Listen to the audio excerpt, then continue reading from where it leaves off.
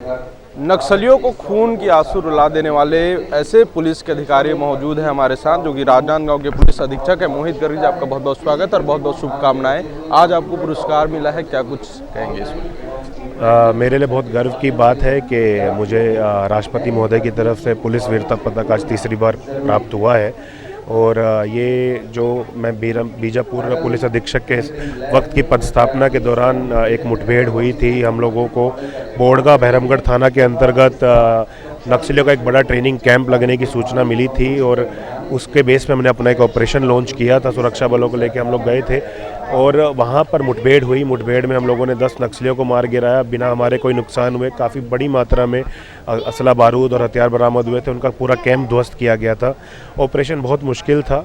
इंद्रावती पार करके जाना था। काफ़ी पानी, नदी नालों में काफ़ी पानी था। पूरा हिली टेरेन था, पहाड़ी वगैरह बहुत ज़्यादा है, सघन जंगल है और नेटवर्क भी नहीं है। तो काफ़ी चुनौतियों का सामना करने के बाद हम लोग गए और बीजापुर का सबसे सफलतम और सबसे बड़े ऑपरेशंस में से एक हुआ। मैंने पढ़ा आपके बारे में कि जब नक्सली वहाँ पहुँच रहे थे, करीब 100 से 80 से 100 नक्सली थे, हथियार लूटने की तैयारी में पूरी थे। ये पूरी सूचना मिली, कैसे आप लोगों ने ये अटैक फिर उनके अटैक को फेल किया? क्योंकि वो आईडी ब्लास्ट के जो धातु हैं वो भी वहाँ पर लगा के, बम लगा के रखे। जब हमारी पार्टी गई थी, उन्होंने आईडी ब्लास्ट भी हम लोगों के ऊपर किया था नुकसान पहुंचाने के लिए। तो जो हमारी रणनीति थी वही एक कामयाब रणनीति हमारी रही कि उनका जो हम लोगों को सूचना था, हमने सूचना वेरीफाई करने के बाद हमने हमारी स्ट्रेटेजिक टीम की प्लानिंग ऐसे ही की थी। हमने मल्टीपल टीम्स में अपनी पार्टियों को बांटा था ताकि हम अलग अलग एंगल से उनके ऊपर उनको घेर सकें, उनको पकड़ने की कोशिश कर सकें। और उसी के दौरान उन्होंने आईडी ब्लास्ट भी किए, उन्होंने फायरिंग भी की। लेकिन क्योंकि हम लोग पहले से ही अलर्ट थे, ट्रेंड थे, हम लोगों ने सही समय पर आड़ लिया, सही समय पर काउंटर फायर किया, जिससे हमारी पार्टी का कोई नुकसान नहीं हुआ। कितना चैलेंजिंग होता है, क्योंकि वो जंगलों में रहते ही हैं, वहीं पैदा होते हैं, वहीं उनका पूरा जीवन चलता है। तो जंगलों के रास्तों को उनसे ज़्यादा कोई और जान नहीं सकता। ऐसे वक्त में पुलिस की जो प्लानिंग होती है, कितना चैलेंजिंग होती है वहाँ तक पहुँचना, उन्हें घेरना, उनके घर में घुस के उन्हें मारना। निश्चित तौर पे बहुत मुश्किल रहता है और यही कारण है कि बहुत बार बहुत अच्छा प्लानिंग करने के बाद भी हम लोगों को नुकसान भी उठाना पड़ता है। हमारे जवान घायल होते हैं, शहीद भी होते हैं। तो जो एरिया है उस एरिया को समझना, जैसे कि आपने बताया भी, क्योंकि एरिया बहुत मुश्किल होता है, उस एरिया को समझना, उस एरिया के समझ रखने वाले लोगों के साथ बात करना, गांव वालों से समन्वय बना के रखना, क्योंकि इसमें गांव वाले बहुत अहम भूमिका निभाते हैं। जब तक गांव वाले उनके प्रभाव में रहेंगे, शासन से दूर रहेंगे, तो हमेशा पुलिस को नुकसान, बाकी लोगों को नुकसान होने का चांस रहता है। जैसे ही हम गांव वालों का विश्वास जीतने लगते हैं, उन्हें सुरक्षा बलों पे, प्रशासन पे भरोसा होने लगता है, तो वो भी हमारा सपोर्ट करते हैं, वो भी हमारी प्लानिंग में हमारी मदद करते हैं, जिससे हम सफल ऑपरेशन कर पाते हैं। कभी नक्सलियों के परिवारों से कभी चर्चा हुई या नक्सलियों से कुछ बातचीत हुई होगी? क्या लगता है, क्या मजबूरियां हैं जो सामने आती हैं? उनके परिवार क्या चाहते हैं? क्या वाकई में वो नक्सली बनाना चाहते हैं अपने बच्चों को, या फिर वो किसी और विचारधारा से जोड़ना चाहते हैं? नहीं, जितना मेरी बात हुई है नक्सलियों से, सरेंडर नक्सलियों से और उनके परिवारों से, कोई भी अपने बच्चे को नक्सली नहीं बनाना चाहता है।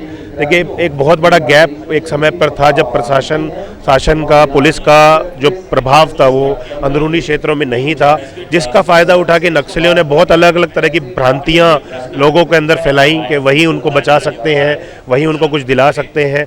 उन्हीं के जल जंगल ज़मीन की जो असली लड़ाई थी उसको छोड़कर वो एक भ्रामक राह पर चल पड़े और उसी वजह से वो इसमें जुड़े। इसी कारण से अगर आप देखेंगे, बहुत सारे लोग, बड़े बड़े काडर्स भी, छोटे काडर्स भी लगातार शासन प्रशासन के साथ मिलकर सरेंडर कर रहे हैं, जब उन्हें पता लग रहा है कि नहीं, उनको जो बताया गया वो गलत है, असलियत कुछ और है। तो जिन जिन क्षेत्रों में अब हम बढ़ रहे हैं आगे, रोड, पुल, पुलिया, टावर आ रहे हैं, उन क्षेत्रों में लगातार अब जो नक्सल धारा से जुड़े हुए लोग थे वो मुख्य धारा में वापस आ रहे हैं। सर, इनकाउंटर कितने किए? मेरे एनकाउंटर तो बहुत सारे हुए हैं। अभी 10 से ऊपर एक्सचेंज ऑफ फायर मेरे रहे हैं। ये थे हमारे साथ मोहित गर्ग जी, राजनांदगांव के एसपी हैं और 10 से ज़्यादा इनकाउंटर कर चुके हैं। उससे बड़ी बात ये है कि ये लगातार जो है नक्सलियों के बीच जो उनके परिजन हैं उनसे भी उन चर्चा किए कि, लेकिन ये बात जो समझ आई कि कोई भी परिवार जो है नहीं चाहता कि उनके बच्चे नक्सली बने, और पुलिस इसी राह में को बदलने के लिए अपने एक सामाजिक विचारधारा में लोगों को जोड़ने के लिए जो है लगातार कई तरह के प्रयास करते रही है। और आज वो समय अब आ गया है कि कुछ जो लोग हैं जो नक्सली को समर्थन करते थे, नक्सलियों के समर्थन में थे, वो अब समाज की मुख्य धारा से जुड़ना चाह रहे हैं। और पुलिस विभाग एक ऐसा विभाग है जो लगातार इस कार्य के लिए अग्रसर है और लगातार प्रयास कर रही है। तो ये आज इन्हें पुरस्कार मिला है। रायपुर पुलिस ग्राउंड में आज गणतंत्र दिवस के मौके पर एक बड़ा कार्यक्रम था और परेड होने के बाद जो है सभी जो पुलिस के आला अफसर हैं, अधिकारी हैं, कर्मचारी, छोटे कर्मचारी से बड़े कर्मचारियों तक को राष्ट्रीय वीरता पुरस्कार, पुलिस पदक पुरस्कार, सराहनीय कार्यों के लिए पुरस्कार जो है आज वितरित किया गया है। आगे और भी तमाम बड़े अपडेट्स के लिए देखते रहें News+21। कैमरामैन नवेश खान के साथ अविनाश चंद्रवंशी, रायपुर।